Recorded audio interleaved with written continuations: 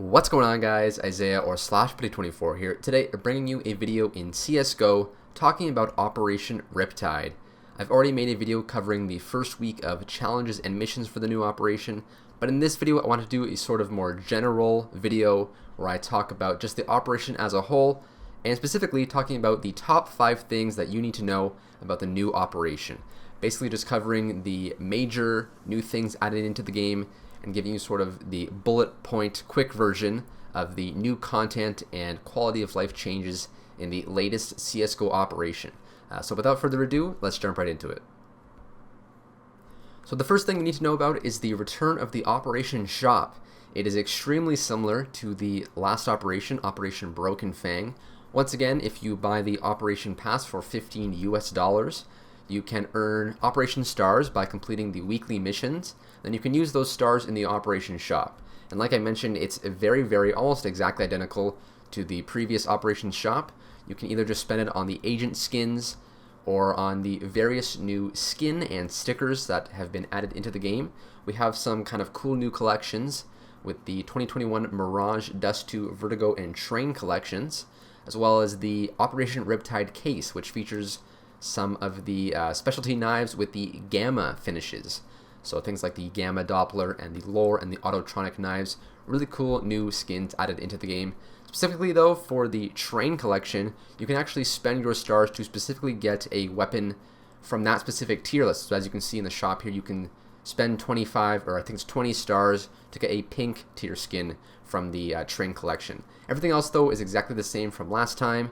And as you earn stars throughout the operation, you can spend them however you see fit. And personally for me, I'm probably just going to be buying mostly cases as sort of an investment thing.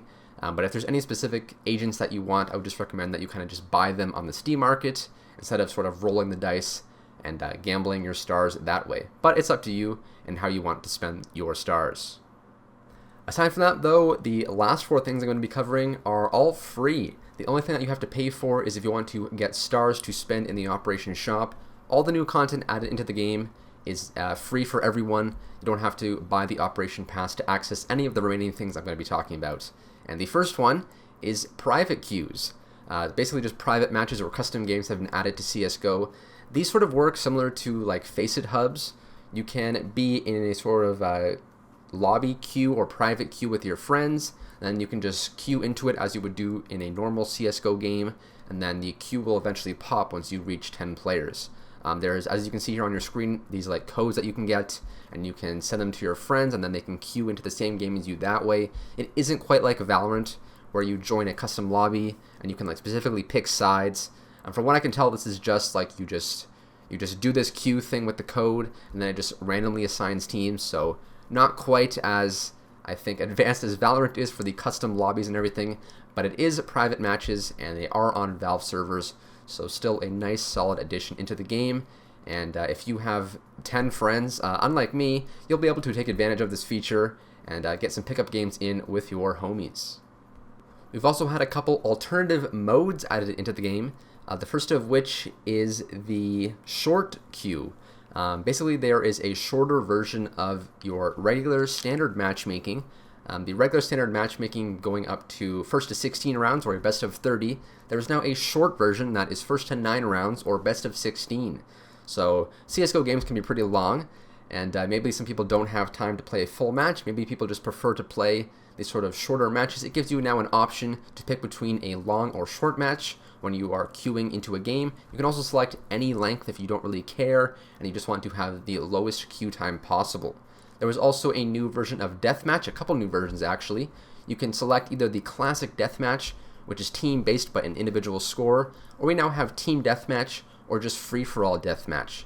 The free-for-all deathmatch has been a long requested feature in CSGO. I think it makes a lot of sense to add this into the game. This is how the Valorant deathmatch already works, and this is how death matches on community servers have worked for a very long time, so a solid addition into the game, and I think the free-for-all deathmatch definitely makes a much better warm-up than the previous classic or team deathmatch. With this operation, we've also had a few actual gameplay or balance changes added into the game, the first of which is with the M4A1S. It has now had its base damage increased, not to the head, but to every other part of the body, so it can now kill in 4 body shots. There's always, the meme about 92 and 4 or 96 and 4. That is no longer the case with the M4A1S. It now does a higher base damage to the body, and so that's going to be an interesting change to see if the M4A1S can be a bit more prevalent in the meta, as the M4A4 has been dominating the meta, at least in pro play and upper tier play, for quite some time. We've also had a nerf to the Deagle. It now takes an additional body shot, so no longer 2 body shots to kill for the Desert Eagle. It is now 3. This is going to just be a pretty big nerf to the gun, but it's going to sort of help to make those headshots be more important and reduce how much, Deagle spamming you can do. I myself was guilty of the crouch Deagle spam. That is no longer as effective. You now need 3 body shots, but still that 1-shot headshot is still in play for this weapon. Just now takes a little bit more skill to get some kills with this gun. And lastly, we've also had sort of a weird change to the game. We now have droppable grenades. You can drop them just like with weapons to your teammates or to whoever else needs them. You can still buy only the same amount as before. You can only buy like 1 smoke or 2 flashes, but you can now just drop them. I'm not sure how this is going to impact the game. No one really knows just yet, but it will create for some different and unique scenarios. And it's an interesting meta change to say the least. Wasn't really expecting this kind of thing with the newest operation. But we'll have to give it some time to see how it impacts the meta, and sort of just see how long it takes for people to get comfortable getting used to the fact that you can now have one person throw an entire smoke execute on Mirage. So a cool, interesting change, and I'm looking forward to seeing how this one plays out in the meta. Lastly, but certainly not least, we have some new maps added, as we do with every CSGO operation. Personally, my favorite part of the new content for a new CSGO operation. I'm going to cover the maps sort of in a separate video in greater detail, but I will still just kind of briefly go over all of them here. We have Basalt, which is a bomb defusal map set in Iceland. It was part of the MapCore mapping competition from 2 years ago. We've had several other maps already be added into the game from that mapping competition, and Basalt is certainly a very high quality, high detailed map, and I'm definitely excited to be checking this one out. We also have a hostage map called Insertion 2, which is the sequel to a previous map added into the game during operations. As you might guess, Insertion 1. This is a absolutely huge, massive map with tons of unique mechanics. I'm going to break this one down in a lot further detail in a separate video, like I mentioned, because there's just way too much to talk about with this map, just here in the quick little video. We also have 2 wingman maps, Ravine, which is a sort of castle, snowy castle-themed map, and we have Extraction, which takes place in sort of a very expensive-looking house on an island. And then lastly, we have a new Danger Zone map, which is called County. Takes place in sort of a rural American setting. Super detailed, really a ton of effort has gone into this one. I'm kind of blown away about the amount of detail that is in this new Danger Zone map. So looking forward to definitely checking that one out also. Anyways guys, that's going to do it for today's video. Just quickly talking about all the major things added into the new CSGO operation. Looking forward to checking out all the new content. If you want to read about it more for yourself, you can check out the blog post on the CSGO blog, which I believe a link to down in the description box below. I want to thank you guys so much for all the support on the first week challenges video.